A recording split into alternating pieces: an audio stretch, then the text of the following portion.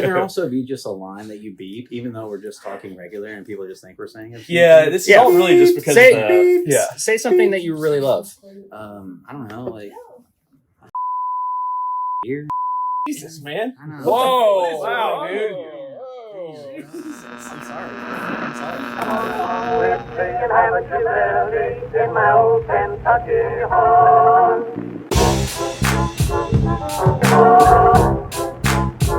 Kentucky.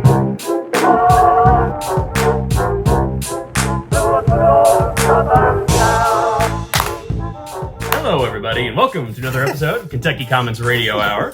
I'm John Ronayne. I'm joined by the usual hosts, David Satterley and Michael Moeller, three of us at the Louisville Ale Trail. We have some special guests on the show this evening, all the way up from Bardstown, Kentucky, Scout and Scholar. We've got Lee Northcutt, the head brewer extraordinaire, mastermind of the brew house, and Clayton Elliot, the back of the house, mastermind extraordinaire. The executive chef is the proper title, right? Yeah, of course. Yeah. Thank you. Well, thank you guys for making the drive up. It is quite a beautiful day here in the Bluegrass State. So hopefully it wasn't that bad of a drive. And It's not. find a few other things to entertain you while you're up here for the evening. Yeah. Sure. But yeah, give the guy. But we make the joke often that Scout and Scholar is one of the unofficial sponsors of the podcast because you guys are always good about. Wait till you get our invoice. Don't think Yeah, of yeah, shit. exactly. Man, don't think of shit. Somehow there's always a crowler or two of like good Scout and Scholar stuff kind of floating around, and we usually decide to share them together just because it's always a fun beer to share. This is your fourth time appearing on the podcast. Sweet. First Now I'm official. Finally here. Yeah. First official. Okay. So even though you guys are the unofficial sponsor, we also like to thank the official sponsor of today's episode. That's our patrons, the best possible sponsors out there. Thanks to everybody who's been signing up. If you guys haven't signed up, let me tell you about it. Man, so first of all, you'd see that we have a huge spread here. In addition to fantastic beer, Scout and Scholar is also becoming known for its amazing kitchen. We're going to talk more about that here. But you guys brought up some good offerings, and if you're not on Patreon, you're not seeing this stuff and you're missing out because it looks amazing. If you want the full video feed, you can join our Patreon. We have other tiers that have other fun stuff, and the more the merrier. We love to interact with you guys on there. But all that being said, you guys want to just kind of give us the 1 minute elevator pitch about Scout and Scholar and try to trick some of these Louisvillians to making a little day trip? I guess. Only brewery in Nelson County. Scout and Scholar named after the brothers that founded Bardstown, William and David. Yeah. We kind of vibe off that with food and beer as far as like we have a Scholar series that's like more traditional in nature. Scout kind of more off the wall stuff. But yeah, we normally have like 25 beers plus on tap. Clayton does a fantastic job of specials nonstop too. So we kind of try and do the food the same way. We're kind of different in that we have a kitchen rather than just kind of a food truck or sister restaurant. And we kind of keep that same style of Scout and Scholar, kind of scientific and exploration. Yeah, I like that. And how long have you guys been open at this point? We opened December 18th of 2020. Yeah. Okay. So you guys were in during that kind of like, it's a weird time to be starting a brewery opening thing. Weird time for everything. Yeah, So, yes, totally. Yes, we were there. You feel like the training wheels are like, I feel like everybody who's opened up a business or, gotten a business established during the past couple of years of COVID is going to have like superpowers now that it's like all over. If you had to learn how to like run a business and be this lean with this much change and uncertainty, is it starting to feel like it's getting back to normal for you guys, or is But it? what is normal? Yeah, that's the answer. Yeah. I think, you got to shine a positive light on it. It helped us due to the capacity. We could work out the kinks with service and stuff like that. I think we're on a really good trend right now, whereas we have full capacity and, we're lucky enough. We have great service staff everywhere, like front of house, back of house. Like, I think we're on a really good motion to push everything forward. So, Yeah. But yeah. And what's the food experience been like? You're basically, it's a brewery, but you guys are almost as equally much a restaurant. Has that been? Yeah. So it's been very bittersweet in a lot of many ways. Like Lee said, learning and testing and figure out ways to execute properly now that we're full staff. And we've gone through this for about a year. Our kitchen is, in my opinion, one of the best I've ever worked with and worked for.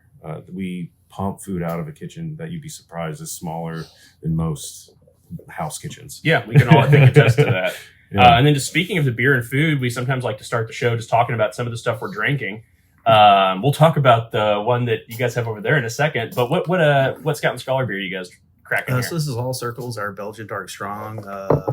Pretty traditional in nature, at least I hope. Notes of raisin, brown sugar, still the Belgian yeast characteristic. You'll have to forgive me. I don't know the ABV. I brewed too many beers. 10.6. I was gonna say about 10.6. Yeah, but yeah, I'm really proud of this one. We have this Yeah, one That's aging. pretty easy for It's very 10.6. Yeah, We 100%. have this one aging in barrels too, so I'm really stoked when the barrels come out. As far as this, Being in Bardstown, kind of like the heart of bourbon country, do you find that you have pretty good access to barrels? I am so spoiled. I would actually say, the distilleries really embraced us when we opened up. So, I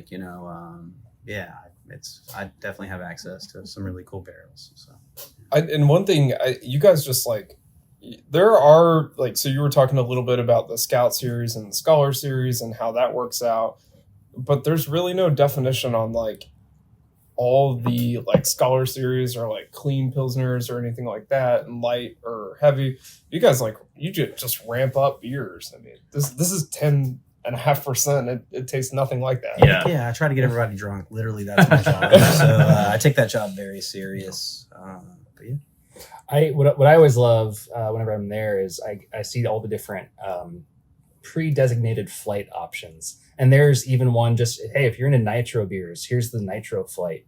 And I always appreciate that because I'm not usually one to do flights because as a bartender, former bartender, I was gonna say RIP to the bartender who has to do a nitro flight. I always hated doing any kind of flight because people were just like, I want this, and I want this. And obviously you all do the custom flight program still. But having the predetermined flight options, so much easier for the bartender and so much easier for the consumer too. Yeah. But the flight pairing with the food. That's true. Yeah. That is another thing. Yeah. Yes. Tell us a little bit about that. That something a couple months ago we kind of started. It's called Flight Infusion. It kind of fuses food in with beer.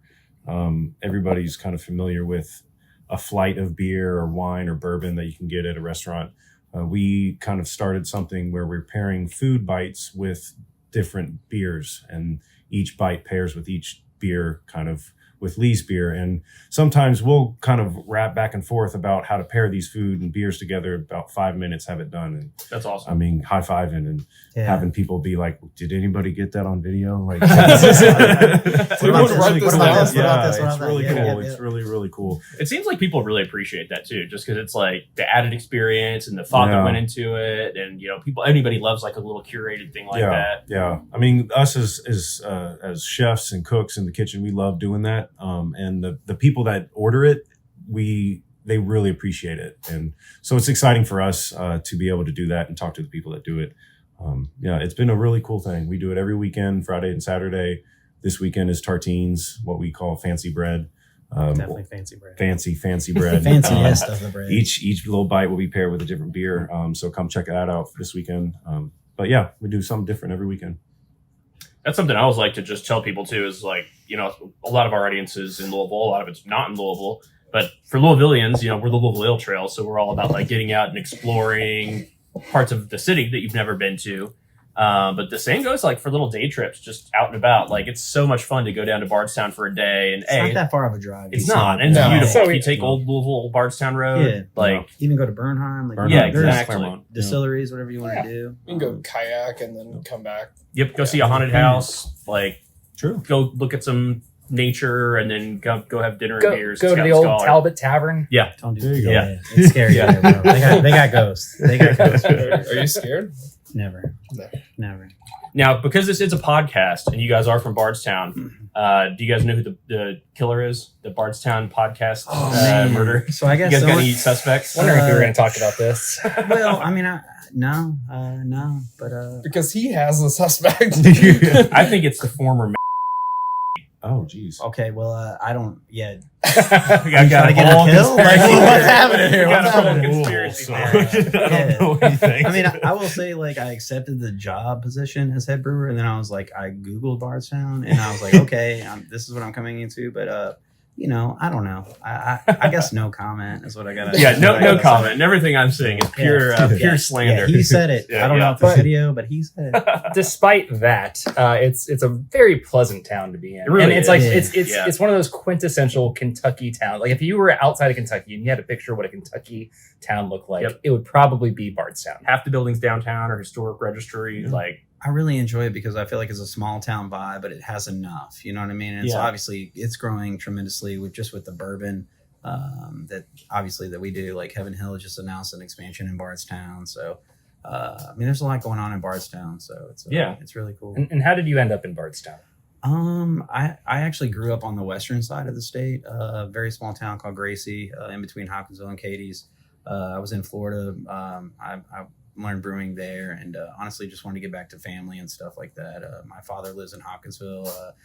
My brother lives here in Louisville. I'm best friends with him, so just kind of, I have an 8-year-old daughter, so I just wanted to bring everybody kind of closer to a family oriented thing. And I saw there was a brewer needed in Bardstown, so I just Googled like, where the fuck is Bardstown? And, Not that far away. yeah, I was like, well, I'm close enough to Louisville and Lexington. Doable. Maybe I can do some damage there. You know what I mean? So met with our ownership, and they're fantastic people, and we vibe. So here I am. There really is a good vibe going on at your all's place because Yeah. it's a lot of like different elements that just like a good beer or a good plate of food. It's Yeah. like a bunch of kind of random components that you would never think would, like, if it was preconceived, it wouldn't work. But if it just kind of comes together organically, it seems like there's a really good team that they've put together down there. And then you guys have each the brought. facility is gorgeous. I mean, It's that- amazing. yeah, we and it's haven't built- said anything about that. Yeah. But I mean, Yeah. Our ownership builds Yeah. things for other people, so they really took it serious, and we're like, we want to build this for us. And I will say, this is my 4th brewery venture,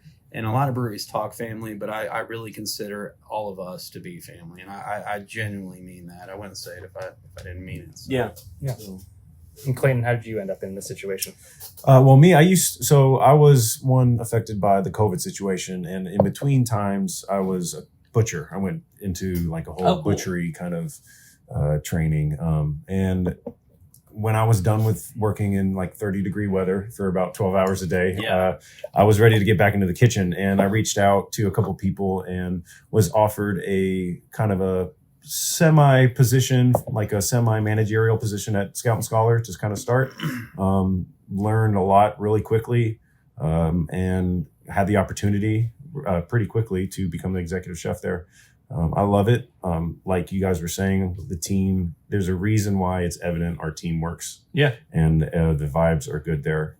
Everybody there is in place for a reason, and it shows.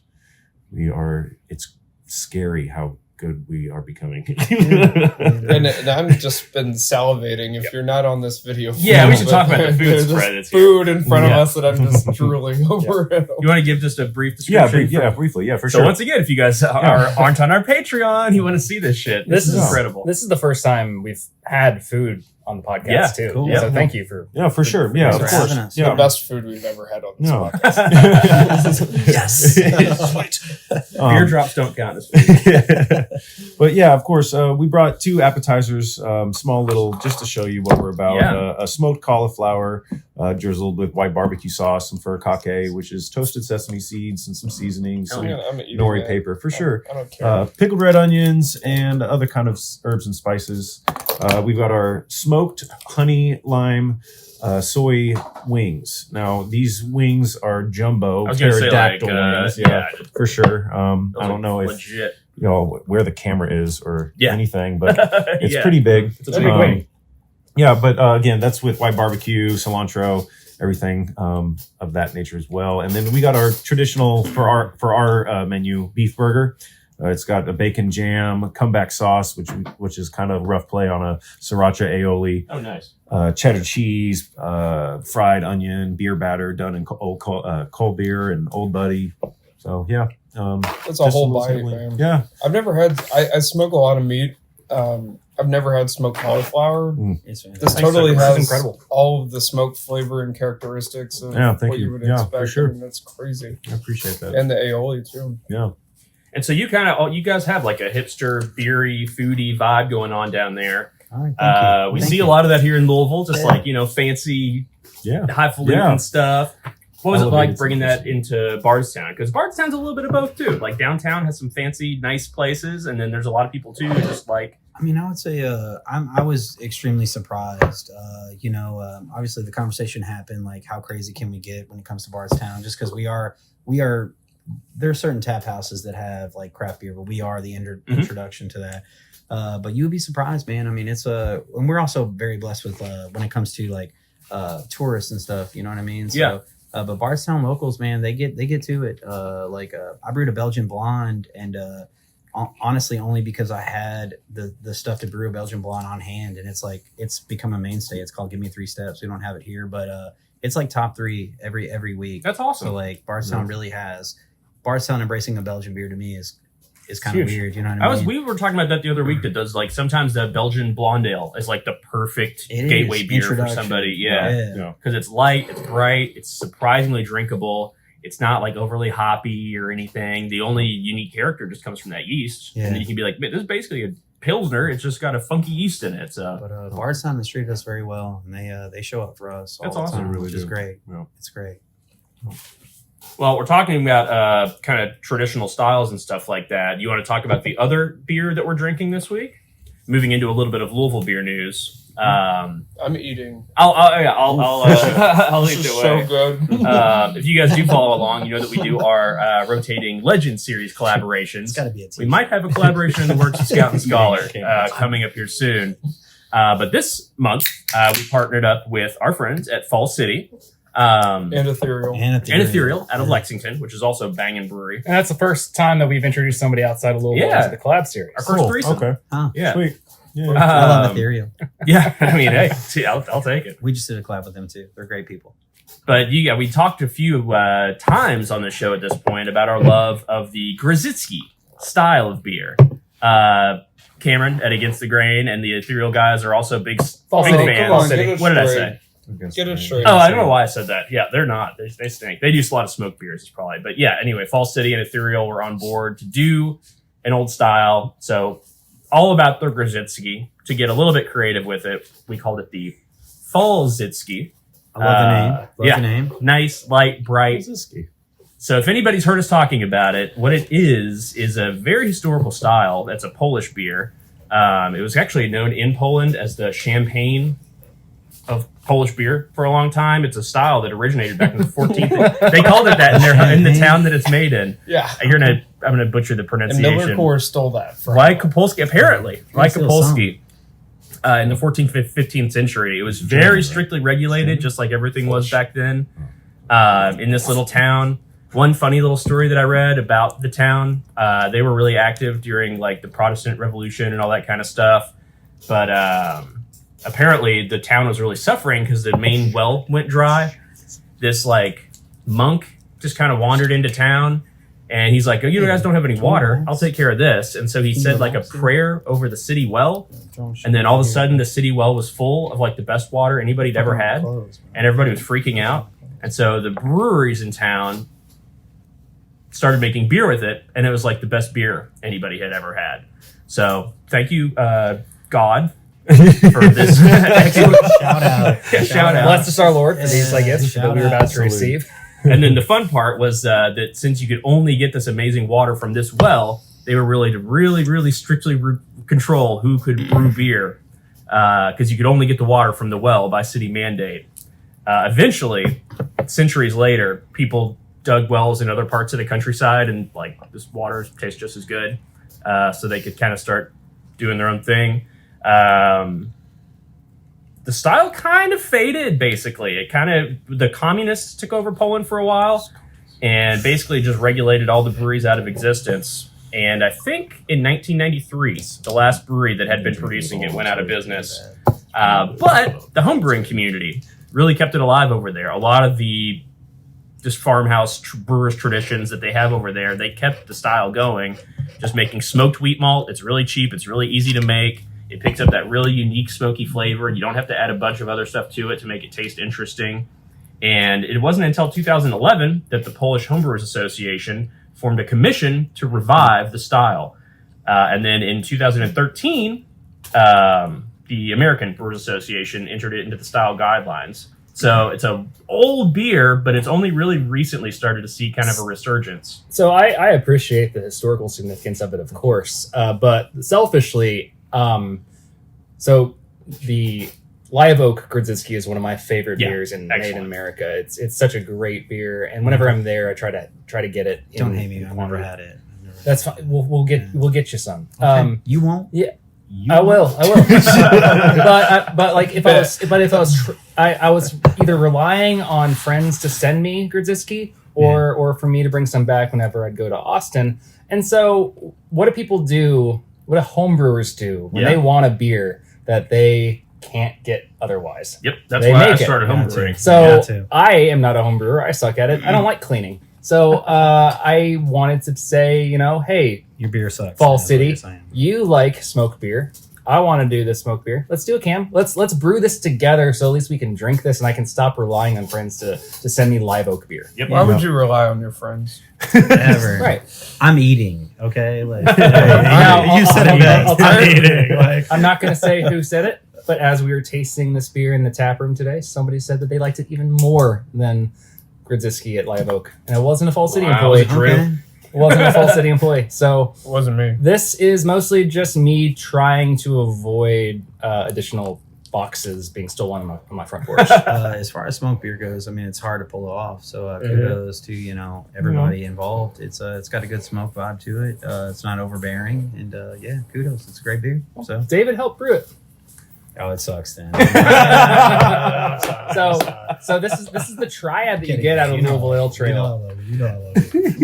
Like we always have a task. Everybody has a job to do. David helped brew the beer. Yep. John helped design the label. Yep. And today I labeled the can. Yep. So that was Yep. my Okay. that was my Yeah, contribution. Put it on there. Yeah, we've been labeling a lot of cans. This You week. you do. So we got that. Mm. It's Hand- tough work. Hand labeled with love. It's tough work, bro. It's just so fucking good. You've been eating this. I know David's very quiet on this Yeah, podcast. he's not even here. Yeah. Can we I- just move him off set? See, Let's bring somebody else in here. I'm looking I at mean, the like, burger, and that's what I really Take a bite, want. bro. I'm not gonna just take a bite. Why I want- not? You can. Do it. It's fine. That's your burger. No, That's we're your gonna burger. pressure you. yours. We're gonna It's all pressure yours. you. I've eaten. All right, let's just. You got it. What is this burger? What It's the beef burger. Okay. It's the It's beef our burger. Kentucky grass-fed beef burger.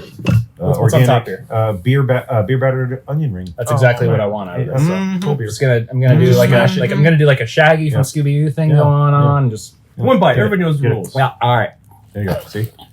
That was a good bite. That's Y'all a good right? bite. All That's a right. good Yeah, bite. y'all Good bite. clap. That was your You know- thing. you know When we what? open this up, y'all clap. It's good when the sauce comes out the other end. Yeah. Oh, That's yeah. how you know you Exactly. like really smushed Is it. it all right? Yeah. It's, Oh, that's incredible. yeah. Yeah. Yeah. That's great. Yeah, Yeah. very very blessed to work with this gentleman right here. I mean, and we creatively, Cheers. like as far as our sours, like literally, I'll walk in, I'll just be like, hey, I have this. What else am I doing? And he always has like kind of the weird stuff to go off that. So You mentioned running stuff through the canning line a little bit ago. So you guys do most of your stuff in crowlers. yeah, we There might be some. we're dabbling. We've in heard cans. little we're- chirps here and there that you we're- guys might be looking for more capacity or space. Or, we are. or we can just leave that as a tease. No, I'll give you the 5-year plan. I'll say there's going to be a production space somewhere. We're going to enter that realm of things because I think it warrants us to do that. I will say there's going to be, I'd say, a couple tap rooms, like faces with say 3-barrel. Oh, nice. I'm going to brew anywhere we open a tap room. Good, So we're great. clear because Yeah. I feel like you have to. And that's how you can get new people coming on and just teach new people to craft and just 1,000%. So I will say we're definitely going to enter the production space as far as capacity goes. But Elizabethtown we're looking at pretty heavy. Maybe Louisville or Lex, whoever Yeah. likes us the most. I don't know who likes us the most. Nobody likes us. Okay. Did you all see that cookout restaurant? Yeah. Poll. We got beat up by like Tallahassee or something. So cookout, the restaurant. Are you familiar with this? Unfortunately, I'm not. It's a fast food chain. We have one in the state. I'm explaining this as I'm eating this delicious smoked cauliflower. Yeah. So this cookout sent out a tweet. It was like, "Hey, we want to expand. What 4 cities do you want to see us in?" And Louisville was one of them. Tallahassee, Florida was one of them, and like 2 others. Louisville went crazy for some reason on Yep, this poll. we were blowing up. Like I don't know why. I've had a cookout once. It's fine.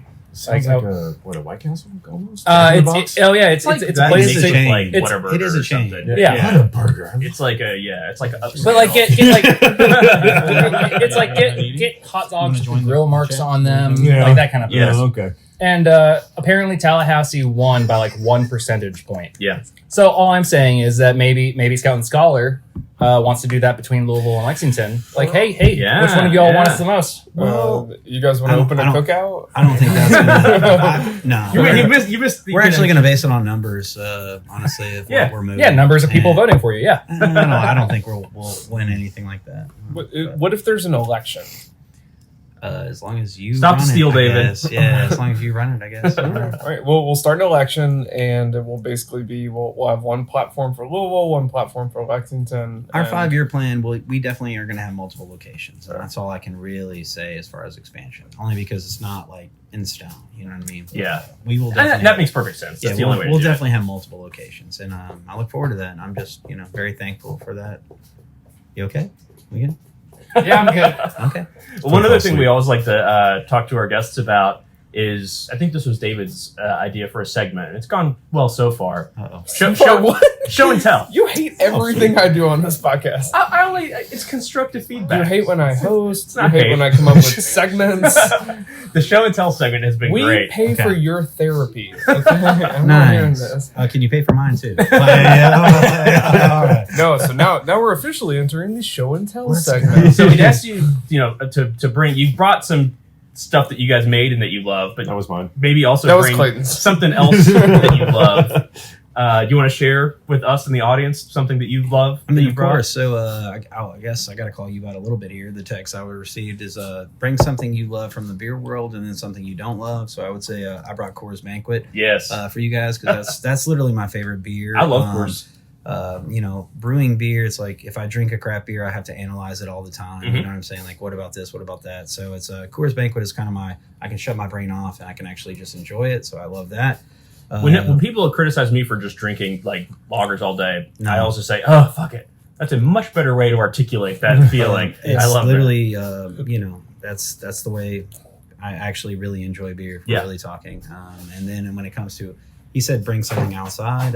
They're not on camera, but I brought like the brew team. Obviously, Yeah. Ken's here. Yep. I just love the people I'm allowed to be around. You know what I'm saying? It's I'm so blessed to be able to do what I do and be around the people I'm around. So That's a theme That's we it. hit on constantly about like all the brewers and breweries that have been on this show. It always boils down to like the community and the people you're surrounded with. oh my god, Yeah. like and how that all plays into it. And it's like That's why we do I'm we're all so- having fun. I'm so replaceable Because- man. Like, we're all replaceable. You know what I Yeah. mean? So you just got to take the everyday to everyday. Even in brewing or canning, whatever you're doing, you're gonna have your rough days. But at the end of the day, we have beer and Yeah. surrounded by great people. It's just like you I literally can't believe they pay me to do what I get to What do. we You know do, what I'm yeah. saying? So, Yeah. yeah, that's where I'm at in life. Thankful to be here. You know what I mean? Absolutely. And then with that appreciation of classic styles, there was an article that got circulated internally at Louisville Ale Trail this week that we were all talking about. We thought it might be a little fun just to dissect on air. Circulated internally Yeah, that's our Facebook Messenger chat. to 3 people. Okay. The group. Yeah, the group. This is an article from salon.com. Shout out Ashley Stevens. I was going to say, yeah. Michael, you have the lowdown on this one, but you also have a chicken wing in your mouth, so I can start I'm eating. I'm eating. I'm eating. I can start the description here. Chicken wing in the one The hand. title of the article was "The IPA is Dead. Long live the IPA. Whether you love it or hate it, beer is here to stay." Martian. Shout out Matthew. Yeah, There's wherever Kevin he is. somewhere. Opening sentence. It all started with a single tweet on Friday night. "Dear microbreweries, maybe instead of your 12th double IPA, make a fucking Pilsner." By Tuesday morning, the statement had been liked nearly 81,000 times. The comments were flooded with memes about how IPA actually stands for "if pine cones were alcohol." And the original tweet likely made a beer nerd somewhere punch a wall. Huh. The general, give us the I'm general done with gist my here. chicken wing. Yeah. He's dropping it. He's dropping it. Everybody had an opinion about I'm that done tweet. eating. And it did blow up. Don't- So it all came down to people that are in the brewing industry saying, hey, if y'all didn't drink IPAs, we wouldn't be making them as much. But then there's the counterculture movement of like, okay, I see that you're making all these IPAs, but what's in it for me, the non-IPA drinker? And so I believe actually one of our own friends here in Louisville, Dawn, she mentioned the idea of like, hey, if there's this idea of loving IPAs has become a personality trait, now all of a sudden there's this other personality trait that is hating IPAs. Mhm. Like, where are the classic styles at? And I fall into that camp occasionally, but also sometimes it's like, I want to drink too hard until I die. So, Sure. like, One of my favorite beers, by the way. I remember a very specific tweet from someone that's not sitting here on this podcast saying that I pretend to like green beers because it's cool. Like overly hops, like hazies Yes. and stuff like that. I love hop burn. Yeah, it's my favorite. It was you. Oh, it was Michael. Okay. Oh, is that what I said to you? Like, I don't Digging know up that those well. old tweets, David. Come on. So my personal opinion on what you guys are talking about is like, I hope we move into a realm where like good beer or bad beer, because there are people who are doing IPAs fantastic, and Yeah. there's people who are doing IPAs horrible, and same for pilsners. You know what I mean? 100%. So, to me, when you read that, where my mind goes is like, at least there's verbiage where it's just like, whoever wrote that and doesn't like IPAs is they're going to have an IPA they do like, because it's going to be well executed. So Right. the fact that verbiage is even being thrown out to me is a plus as far as where we are. You know what I'm saying, and where we're going as far as people's palates. I would also just say that, and this is one take that I heard that I agree with, is that there's this misconception, I guess, that if you're a weekend brewery hopper, you expect all the breweries that you go to have a varied style of beer, because they're all breweries. They're all, and you don't go to these places often. You're just like, hey, this place has IPAs and sours and pilsners and stouts and crazy dessert things. The next place we go to will too. And all of a sudden they don't. They have 12 IPAs, or they have 12 sours or something like that. And I think that's the fault of, actually maybe it's nobody's fault, but it's just the way it is, that there's the consumer expectation of like, hey, I go to a brewery, I expect to see every style imaginable. Is that fair? Depending on how far you want to dive into this conversation. yeah, I mean, you guys have 25 taps. I was going to All the say, time. me as So- a customer, because when I joined Scout and Scholar, sorry to interrupt. No, this is Interrupt. So, yeah. You can't tell. This is just if I had a mic, This this is is your your walking right now. Like, here's the mic. What's up? Go. was never much in the beer world when I started Scout and Scholar. I was more of a wine and kind of a spirits person.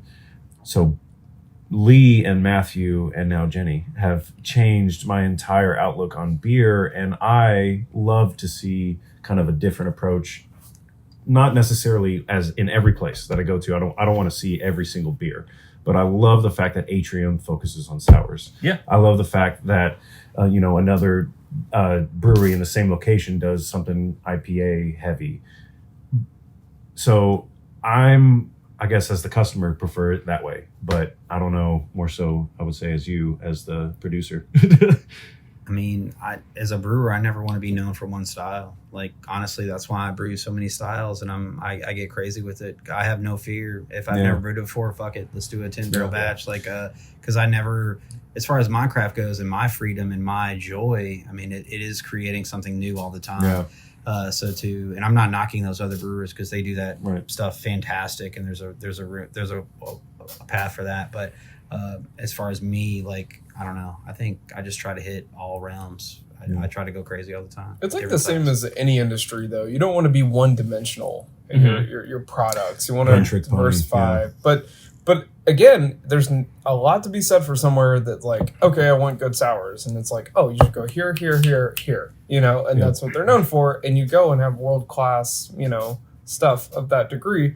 It really just comes down to preference, though, and if you're a casual beer drinker, it's like, I'm good with anything. It's all subjective. So Yeah. I think what the root of this conversation really comes down to is you got to make good product. Yeah. You know what I mean? And I think the more Well- good product that's in Kentucky, it rises all ships, and we're all raising together. I think their argument, though, or a multitude of arguments that happened during that tweet conversation, is that you could make the best saison in the world, but a Nobody's certain gonna give a community shit. might not care about saison. that's okay. Yeah. So do you still want to provide tank space to brew it? Yes, 1,000%. So I'm not I gonna know. brew I love it. I love this. I would do the same.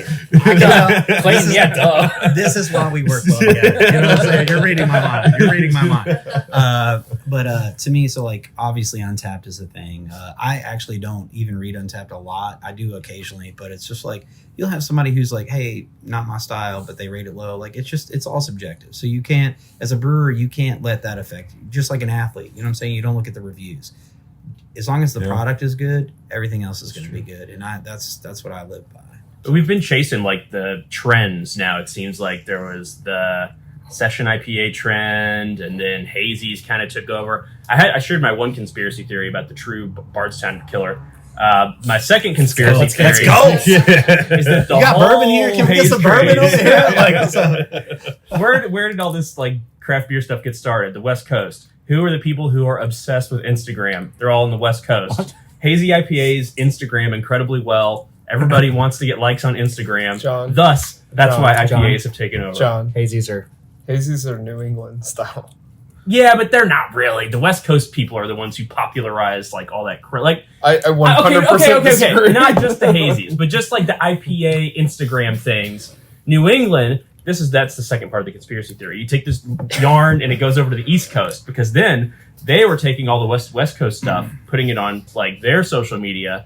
West Coast people were getting mad because they were getting more Instagram likes than them, and then TikTok started. And TikTok was started by a conglomeration. Okay, so that's the end of my conspiracy theory about that. But they're only popular because they Instagram well. Hashtag stop the haze. Stop the haze. So what if Stop the the new haze. beer trend? We've been chasing them. The new double hoppy New England IPA is creating a great taproom experience, focusing on team building and consistency of your product, no matter what it is. I would say consistency is key, and I would just say if you have a plethora of things, that's good too. I mean, I can just say from my personal experience, when I started drinking craft beer compared to where I am now on my palate, obviously it changes. So the more you can offer, all it takes is that one beer, you know what I mean, to be like, okay, I enjoy this. Yep. And then especially if they trust the person and offer them that, they're going to be like, well, what else do you like? You know what I mean? And then they're going to be open to do that. So, yeah.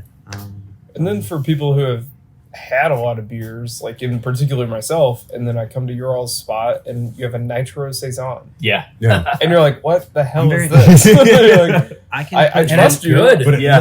I can- believe you. I can put anything I want on nitro, and I take advantage of that. I love nitro beers. I really feel like it's a portion of the sector that really doesn't get a lot of love. But honestly, we have those 4 taps because that's what I drink every day. It brings out totally different flavors It too. Like you does, think you know what a saison tastes like because a lot of Especially our that's servers and associated with carb. bartenders, I'm like, we'll try the CO2 version and then nitro, and let's Yeah. talk about it. You know what I'm saying? Because obviously, like the gas blend is different and all that. And it's just the nuances you get off that are way different. But, Yeah. And with 25 taps, I mean, in your service and being so focused, are you educating and like exploring? They're coming on this journey with you all. I do as much as I can. You Yeah. know what I mean? And, they're doing a fantastic job. They have to keep up with me, which is unfortunate because That's I impossible. move very fast and I'm stupid. But, Isn't that the Facebook motto? I would Move just, fast and I'm stupid. I would just say, like going back to Untapped, I guess I do have to write in a description and stuff. So but I'm also there for and him as Yeah. well as far as the Yeah. food. We're there for our servers and stuff as far as questions and any concerns. You know what I mean? But yeah, we do have a lot on tap, and it could be overwhelming. And back to, if we're gonna bring it back, that's why we have so many predetermined flights. Just because it's like, I feel like if you're drinking bourbon all day, you're hammered drunk, and you're like, oh my god, True, like, true. Drink you some so it's like, beer, give me this flight, slow give me down, that put some flight. food in your belly. But in the craft beer space with like 25 taps, like education is so important just to be able to guide people into these curated experiences. You know what I'm saying? yeah, Like you have to say, this is it, and this is where you go for it. it's our servers have been we're all growing together in this as far as growing Bardstown, as far as craft beer. You know what I mean? And I do have a lot of taps, and I do have a lot of styles. You know what I'm saying? So yeah. And it's cool too, just because as much as you guys are bringing, kind of craft beer and the culinary expertise into Bardstown, that's going to reflect back on you guys, and that's going to make what you're doing there different than what any other brewery anywhere in the country is doing, really. Yeah. Which is pretty darn cool. Not wrong. I'll just say that you all do a lot of collabs with a lot of people here in Louisville, and More that's collabs than anybody. Let's yeah, go. it's a great Let's it's a great say it. program, and it's a good community building thing. I will say, whenever I go somewhere, I see that they did a collaboration with Scout and Scholar. I'm just like, that's the one I want. Yep. I'll try it. Yeah. Even if it's a style, I'm just like, I don't know about that, but I want it. Yeah. Yeah, Sure. no, I love the Kentucky craft beer community, and I think we're on the rise. Obviously we're known for bourbon, but I really feel like everybody's putting out great product, and we're moving in a very positive direction as far as changing that. At least on the beer spectrum, there's a destination for both. Completely agree. I'm thankful everybody wants to collab with me. You know what I mean? That's cool. Y'all have anything coming up or any kind of special beers you're getting ready to birth into the world that we should let people be aware of, or anything else you guys want to hype? Damn. Well, post-mortem with Country Boy, which is the Lexington brewery. You're probably going to be mad at me about No, that. that's No, this is Kentucky Comments right Yeah. now. It's a dry hop Kolsch. We brewed it there, and it's fantastic. Like honestly, like I'm probably going to drink that until we run out of it. But yeah, I would say that's kind of our newest thing. We have a lot of barrel projects working, but Against the Grain and Log Still, we have a 3-way collab going, and we're working on details as far as releasing that. So we're excited about that as well. Yeah, I don't know. I'm excited about everything, or I wouldn't tap it. Yeah, man, that's good. That's a good philosophy. Yeah. David, Michael, anything you guys want to shout out this week? I'll shout out to all of our listeners. It'll be too late to promote it, but you guys have heard us talking about the upcoming Kentucky Common Festival in Frankfurt. If you're listening this week, it will have happened day before yesterday. But for us, it'll be happening in a few days. And on the day that it happens, we should get to require. Our intention is to get some interesting little tidbits of video and audio for you guys. And if we don't have those on the podcast next week, we'll make sure to shout out that we'll be sharing them on our social media. So make sure you're following us on the Instagrams and the Facebooks and stuff at Louisville Ale Trail. Because I think the Kentucky Common Festival is going to be a lot of fun. I'm really, really excited for that. I'm really looking forward to that. It's been a long time coming. Yeah. I see what you did there. I will say that by the time this podcast comes out, it will be May 2nd.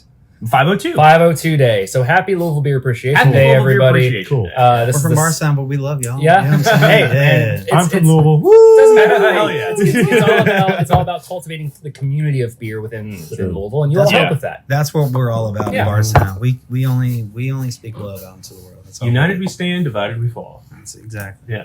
David, If y'all don't care, I want to say real quick. Yeah. Again, we have in July we have this beer dinner that we're planning. Lee and I. I figured I'd just kind of jump the gun and Yeah, say go for something, it. broadcast it a little bit. But yeah, we've planned a beer dinner for you guys. Come check us out. Come look for that on our social media. We're pretty excited about it. Lee and I have come up with something pretty crazy. That's our style. Yeah, So I would say so. so just keep an eye out for that. I was just going to say that you need to eat this goddamn food. We brought this for y'all. Yeah, we brought this This for episode y'all. of the podcast is sponsored by Moist Towelettes. Yeah, we're going to Toasties after It's- this. Shout out to Toasties. Shout out. I lean closer for that. As soon as you said beer dinner, I'm like, we have 3 tickets. Yeah, We're going? Hey, buy 'em, yeah, dog, you We'll got be it. there. Yeah, Well, thank you guys so much. Thank you guys for having thank us. you. This Yeah, was Lee and fantastic. Clayton, For sure, you guys are for sure. awesome. Yeah. Cannot emphasize enough to everybody listening. It's door to door, you're going to be in your car less than an hour. Go drive down there, check it out, enjoy it, take in some scenery along the way, and bring home a crowler or two to drink and to share. 'Cause and that's what we love. And to if do you with don't live in Louisville and you're visiting Louisville, Yeah. go there anyway. Yeah. Like it's great. Like Yeah. you're gonna rent a car. historic So Bardstown. just go ahead and drive out there, go see a fucking distillery or do something. I That's don't like know. 35 But, like, minutes. Yeah. It's Go not to the bad. Stephen Foster It's show. so close. Yeah. Do you like musicals? Do you like Old Swanee River? I don't care for people named Stephen Foster. Yeah, I forgot about that guy. So Well, wherever you are out there, beer swindler, we miss you. All right, guys, thanks for listening. To everybody on our Patreon, thank you guys very much. Yeah, To everybody who wants to see David Satterley's pile of wings, you can get on our Patreon. He's still Get a eating. video feed. He's still eating. Yeah, he's still eating. Signing out, Modelo. Have a good week, everyone. Cheers. Awesome. Yeah. Hey, thanks for having us. All right. Great, right?